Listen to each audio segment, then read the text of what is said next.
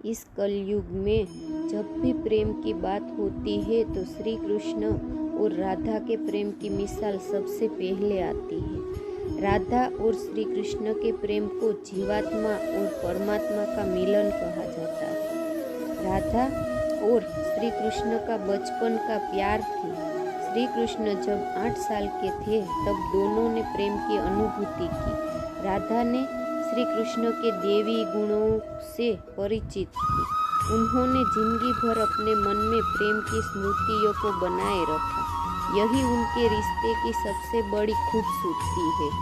कहा जाता है कि भगवान श्री कृष्ण को केवल 2 ही चीज़ें सबसे ज़्यादा प्रिय थी। ये दोनों चीज़ें थी आपस में एक दूसरे से गहराई से जुड़ी हुई थी।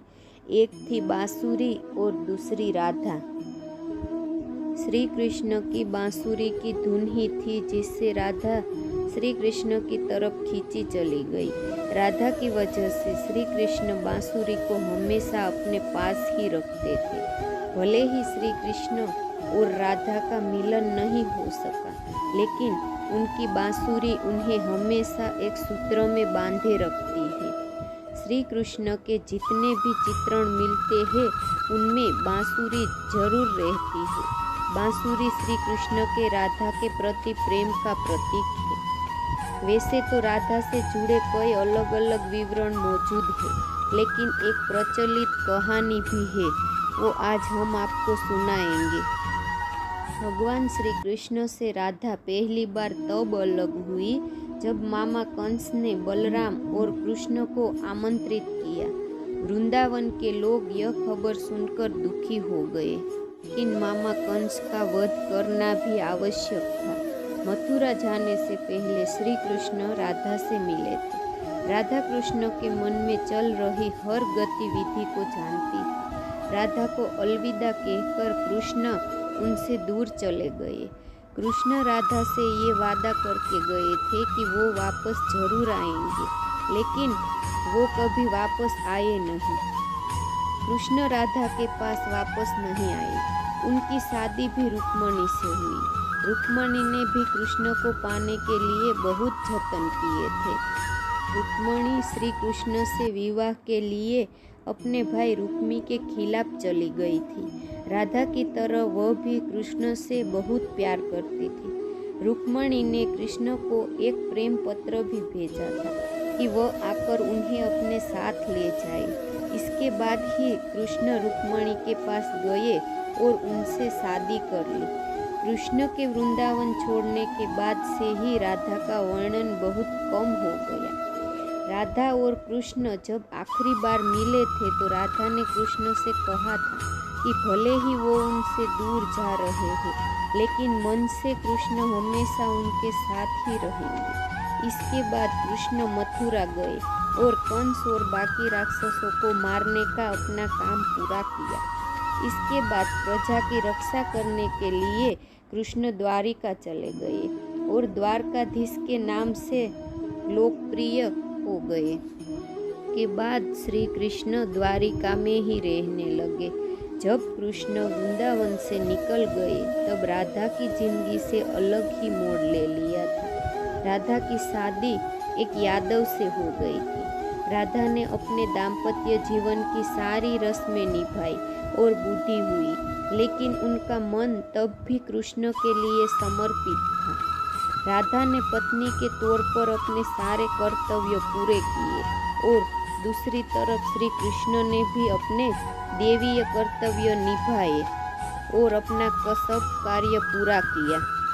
अपने सारे कर्तव्यों से मुक्त होने के बाद राधा आखिरी बार अपने प्रियतम कृष्ण से मिलने गई। जब वह द्वारका पहुंची तो उन्होंने कृष्ण के रुक्मणी और सत्यभामा से विवाह के बारे में सुना, लेकिन वह दुखी नहीं हुई। जब कृष्ण ने राधा को देखा तो वो भी बहुत प्रसन्न हुए। दोनों संकेतों की भाषा में एक दूसरे से काफी देर तक बात कर रहे थे। राधा जी को कान्हा की नगरी द्वारिका में कोई नहीं पहचानता था। राधा के अनुरोध पर कृष्ण ने उन्हें महल में एक देविका के रूप में नियुक्त किया था। फिर राधा दिन भर द्वारिका के महल में रहती थी और महल से जुड़े कार्य देखती थी।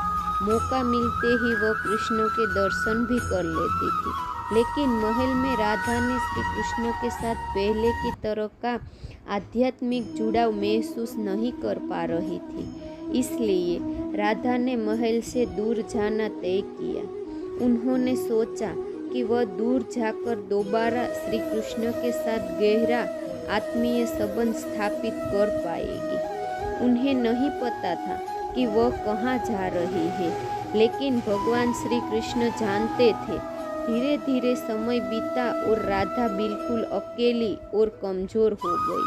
उस वक्त उन्हें भगवान श्री कृष्ण की आवश्यकता पड़ी।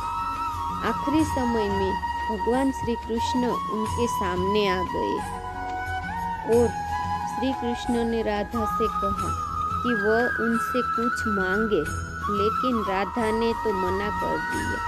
कृष्ण के दोबारा अनुरोध करने पर राधा ने कहा कि वह आखिरी बार उन्हें बांसुरी बजाते देखना चाहती है।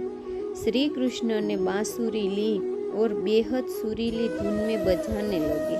श्री कृष्ण ने दिन रात बांसुरी बजाई जब तक राधा आध्यात्मिक रूप से कृष्ण में विलीन नहीं हो गई। बांसुरी की धुन सुनते सुनते राधा ने अपने शरीर का त्याग कर दिया और राधा की मृत्यु हो गई। हालांकि भगवान श्री कृष्ण जानते थे कि उनका प्रेम अमर है, उसके बावजूद भी राधा की मृत्यु को बर्दाश्त नहीं कर सके।